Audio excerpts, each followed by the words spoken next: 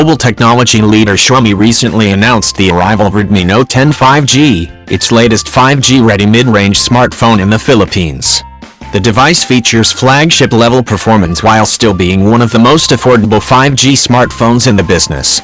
It is powered by the MediaTek Dimensity 700 to provide flagship-level power efficiency, with its 7nm manufacturing node, dual 5G SIM-supported system and integrated modem.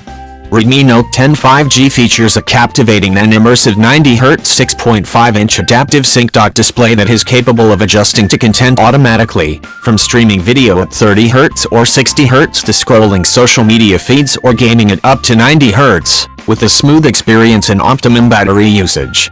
Redmi Note 10 5G also comes with a solid camera system with 48-megapixel main camera, a macro camera, and a depth sensor. In addition, its 5000 mAh battery with 18-watt fast charging support makes it an ideal companion for daily usage.